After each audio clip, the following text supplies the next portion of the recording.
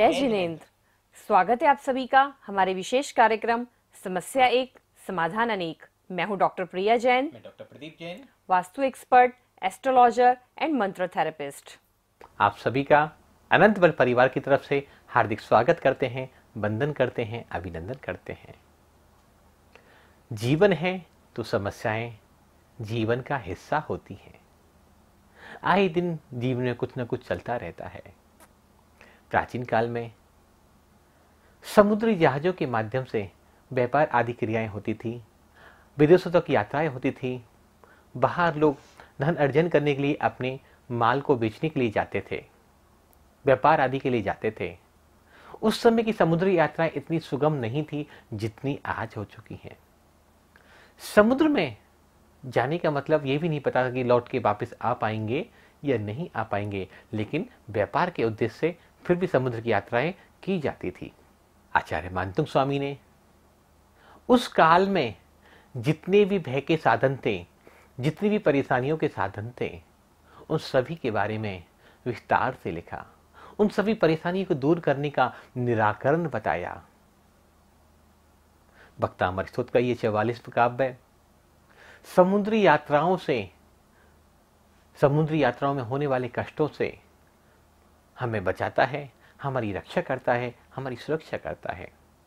आज वर्तमान परिस्थिति में अगर भक्तामर स्तोत्र दोबारा से लिखना हो तो हो सकता है मोटर कार के बारे में लिख दिया जाए, हो सकता है एरोप्लेन के बारे में लिख दिया जाए, हो सकता है ट्रेन के बारे में लिख दिया जाए, या अन्य किसी साधन से बचाव के बारे में कोई मंत्र लिखा जाए। लेकिन यहां समझना ये आवश्यक है कि जो व्यक्ति भगवान के नाम का गुणस्मरण करता है, वो जब समुद्र की यात्रा को पार कर सकता है, सुगमता से अपनी मंजिल तक पहुंच सकता है, तो अन्य साधनों से भी आराम से पहुंच सकता है। मानव जीवन में तूफान तो हर समय आते रहते हैं। वो समुद्रिक तूफान हो, वो जलीय तूफान हो, या कोई अन्य आपदाएं हो। इन्हीं सभी आपदाओं से बचने के लिए भक्तामर स्तोत्र का यह काव्य बड़ा सुंदर चित्रण और लेखांकन आचार्य मानतुंग स्वामी ने किया है। तो जानते हैं भक्तामर स्तोत्र के 44वें काव्य के बारे में। तो सबसे पहले हम 44 नंबर गाथा का उच्चारण सीखते हैं। अम्भो निधो शुभित भीषण नक्र चक्र पाठीन पीठ भय दोल्वन वाडवाग्नो रंगतरंग शिखर स्थित यान पात्रास त्रासं विहाय भवता स्मरणाद् व्रजन्ति।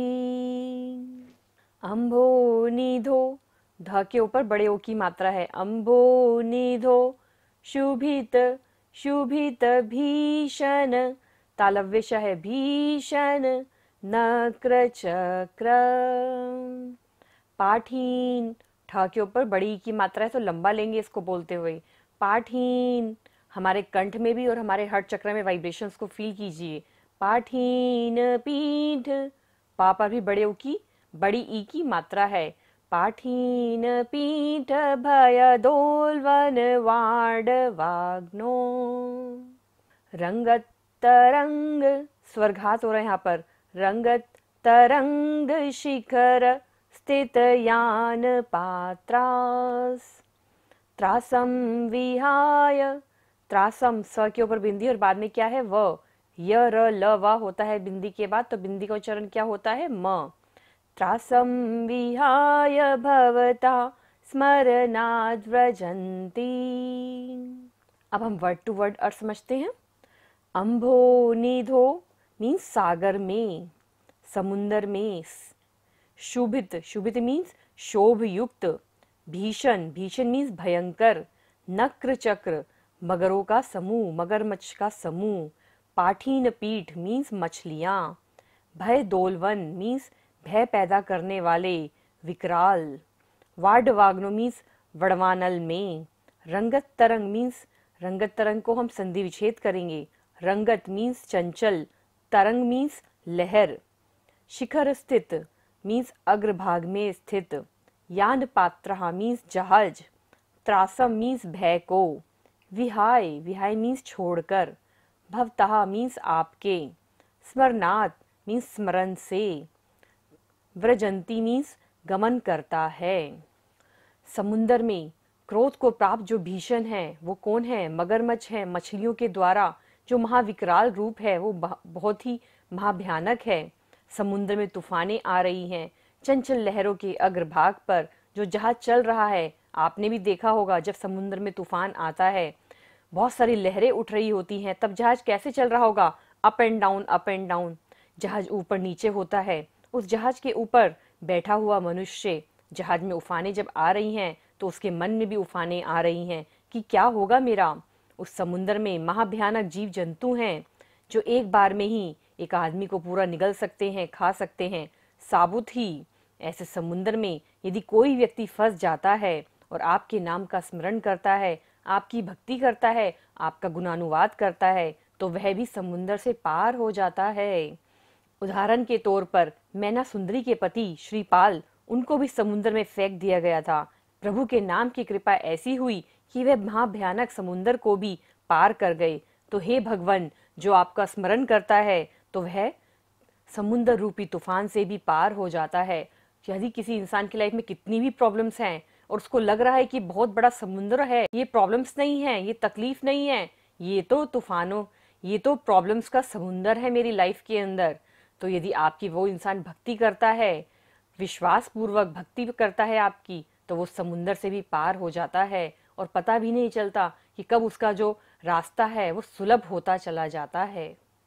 महानुभाव, हम सभी इस संसार रूपी सागर में फंसे हुए हैं और बीच समुद्र में फंस गए हैं। ना हम नीचे जा सकते, ना हम ऊपर जा सकते, और बार बार भटकन चल रही है संसार की।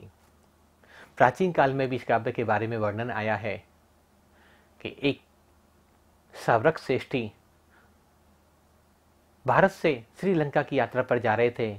समुद्र के बीचों बीच लहरें उठने लगी तो साथियों ने आके समझाया कि यहाँ एक देवी का वास है और कुल देवी की पूजा करनी होती है और यहाँ कुल देवी को एक बकरे की बलि देनी होती है, तो आप बकरी की बलि दे दीजिए और हमारा जहाज अपने गंतव्य तक आसानी से पहुंच जाएगा। श्रावक श्रेष्ठी बोले कि मैं बकरी की बलि नहीं दूंगा।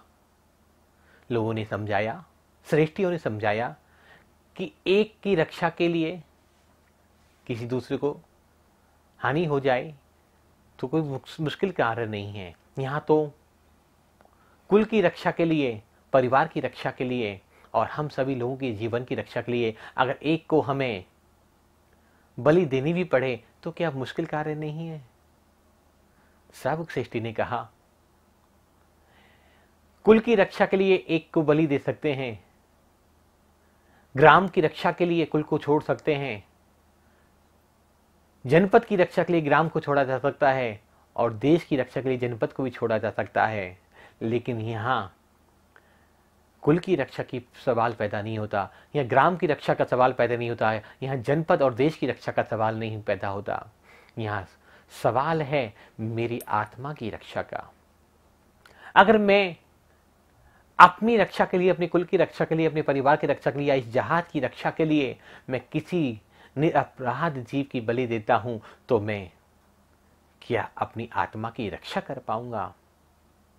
उन्होंने बलि नहीं दी, जहाज डोलने लगा और वो ध्यान चित्र होकर अंभो निधो चुबित भीषण नक्र चक्र पाठीन पीठ भय दोलवन बाड़ पाग्नो रंगत रंग शिखर स्थित यान पात्रा संविहाय भवेता स्मरणात् वर्जन्ति।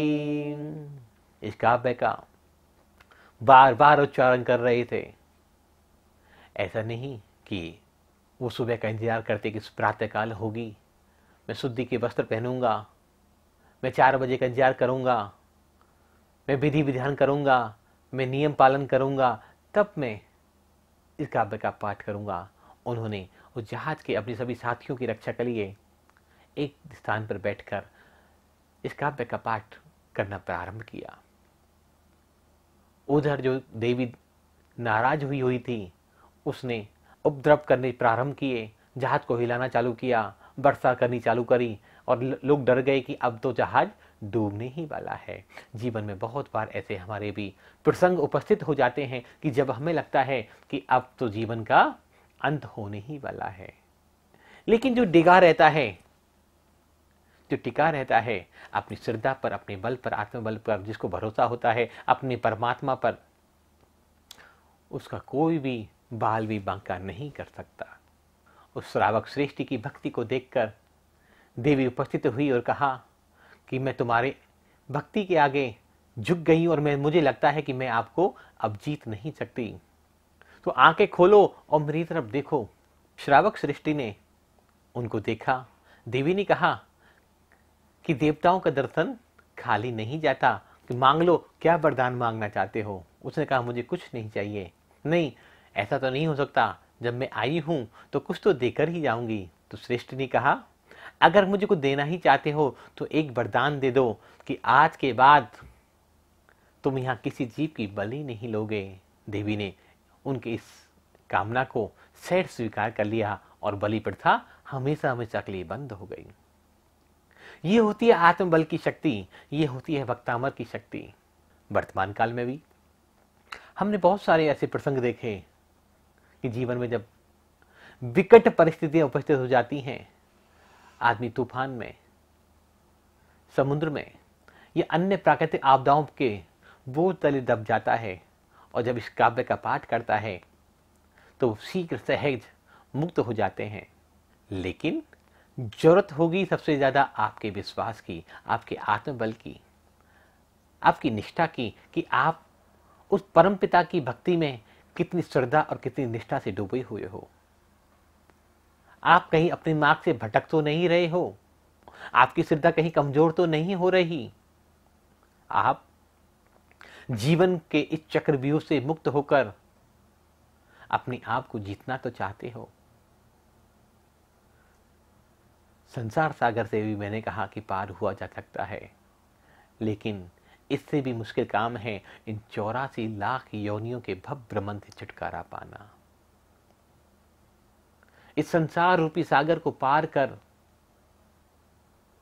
इस संसार रूपी बवंडर में उठे हुए तूफानों को शांत कर अपने सच्चे आत्म सुख को प्राप्त करना जीवन की सबसे बड़ी उपलब्धि होगी। जब समुद्री रूपी तूफानों को इस काव्य के माध्यम से पढ़ा जा सकता है, तो निश्चित ही कर्मों की श्रृंखला को तोड़कर संसार रूपी महासागर से भी हम सहज और आसानी से इस काव्य के माध्यम से भगवान ऋषभदेव प्रभु की स्तुति, प्रार्थना और उनके गुणानुवाद करते हुए सहजता से पार हो सकते हैं। तो भक्तिपूर्वक, श्रद्धापूर्वक, आस्थापूर्वक इस काव्य का जब भी जीवन में संकट के अवसर उपस्थित हों, जब भी जीवन में मुसीबत की घड़ियां आ जाएं, जब भी विघ्न बाधाएं उपस्थित हों, तो अपने हिम्मत और हौसले को कभी कम नहीं होने देना, भगवान की भक्ति को कभी कम नहीं होने देना।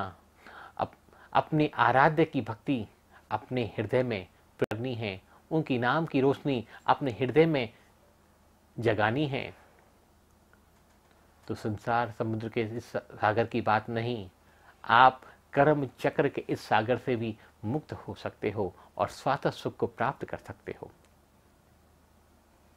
ऐसे ही शाश्वत सुखों को प्राप्त करने के लिए हमने 6 दिन का कोर्स भी डिजाइन किया है, जिसमें भक्तामर स्तोत्र के काव्यों के माध्यम से अपने परिवार का, अपने सगे संबंधियों का, दूर बैठे किसी व्यक्ति का उपचार कैसे किया जाए, जीवन की बड़ी से बड़ी समस्याओं का निराकरण कैसे किया जाए, रेकी हीलिंग के माध्यम से इस शक्ति को और कैसे बढ़ाया जाए, आभा मंडल का विज्ञान क्या है, चक्रों का विज्ञान क्या है, ध्वनि का विज्ञान क्या है, क्या ये शब्द मंत्र अर्थ काम करते हैं? क्या हमारी वाइब्रेशंस काम करती हैं?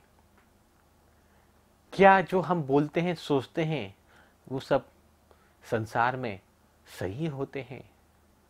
क्या हमारा एक एक शब्द हमारे आवामंडल को बदल सकता है? ऐसे भिन्न भिन्न विषयों को इकट्ठा कर, सभी सुंदर सुंदर विषयों का संयोजन कर हमने 6 दिवसीय इस कोर्स को डिजाइन किया है, जिसमें भक्तामर हीलिंग, रेकी हीलिंग और न्यूमरिक कोर्स, नंबरों के माध्यम से भी, नंबरों की शक्ति के माध्यम से भी अपने आप को उपचारित कैसे किया जाए, विस्तार से 6 दिन में जूम ऑनलाइन के माध्यम से रात्रि 8 से 10 के मध्य में 6 अक्टूबर से 10 अक्टूबर के मध्य यह कोर्स होने जा रहा है। आप भी इन उपचार की प्राचीनतम विधियों को सीखना चाहते हैं, जानना चाहते हैं, अपने आप को बदलना चाहते हैं और डॉक्टर्स और दवाइयों के खर्चे को कम करना चाहते हैं, परमात्मा की भक्ति में रमना चाहते हैं, अपनी पावर को पहचानना चाहते हैं कि मैं कौन हूँ, मेरे पास कितनी शक्तियाँ हैं। परमात्मा ने, प्रकृति ने अनंत ऊर्जाएं देकर, अनंत शक्तियां देकर हमें संसार में भेजा है।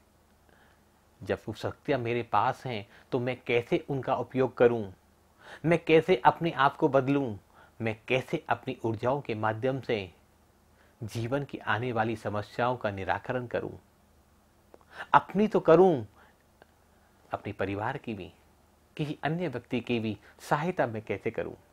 ये सब जानने के लिए इस कोर्स को आप ज्वाइन कर सकते हैं। बहुत ही सुंदर कोर्स है। हमें पूरा विश्वास है कि ये कोर्स आपके जीवन को रूपांतरण कर देगा, आपको आपके जीवन का मास्टर बना देगा, आपको अपने जीवन का मालिक बना देगा, नियंता और कर्ता बना देगा। इन सब के लिए और अधिक जानकारी के लिए आप हमारे दिए हुए नंबर पर हमें व्हाट्सएप कर सकते हैं।